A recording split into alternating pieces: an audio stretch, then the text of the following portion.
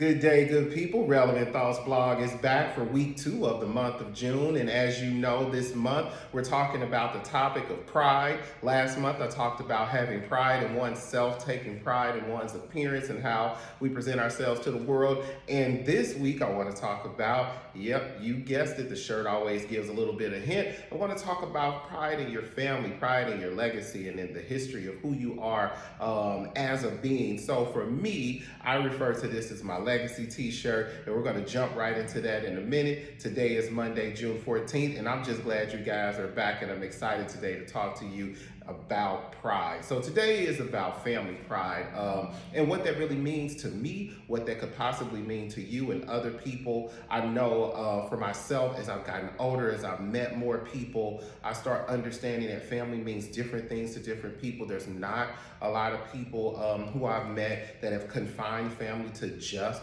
our biological legacy, our parents, our grandparents, our siblings, and even children. But a lot of people have their chosen family. These people are the friends in their lives, the people that they have chosen to be a part of their village, their circle. So I want to hit upon that a little bit, but I want to start off with me.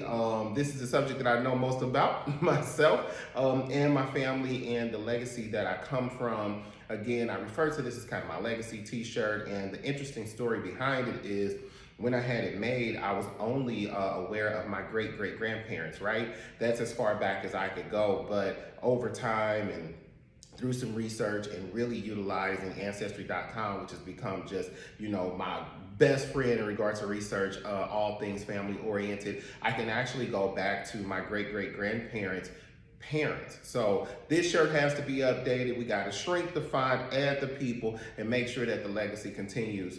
For me, it's really important. Biological, traditional family, as we know it in context of the way we define the word, has been my experience. It hasn't been everybody's experience, whether it was through legal adoption or just a familial adoption, which a lot of us are familiar with, where maybe an aunt or an uncle or a grandparent is raising the child, or it could just be, again, that select group of people that as you grow and develop and change as a human being, you've decided to add to your life. For me, the natural family that I was born in, I was blessed to have people where we genuinely love and like each other. It's so important to add that other L word in there. We talk a lot about love and what that means, and it's unconditional, but to like a person, to intentionally take the time to get to know them, line up experiences and history, and really be able to celebrate your bond, your relationship, your friendship, your familyhood, is absolutely crucial. My mother was a huge proponent of family, and she got it from her parents, and they got it from their parents. And they just lived in this way my whole life. And so my experience turned exactly into what had been presented to me. I'm close to my cousins and my aunts and my uncles and, extended family across the country. And that's how we operate. We have an unspoken, unwritten, unconditional love for one another. It picks right back up where it left off, no matter how long it's been since we've talked to each other. For those of us who don't live in the same space, thank God for social media and technology. We now can communicate as much as we want, either directly or just kind of what I call the peripheral communication that now takes place, where I may not have spoken to you, but you've seen something I posted, and it still continues that connection that we have, so you can know what's going on with me and I can know what's going on with you. So that's what my experience has been. I think it's important to continue to celebrate that experience. I know that as we grow and learn and change and evolve as a society, a lot of times we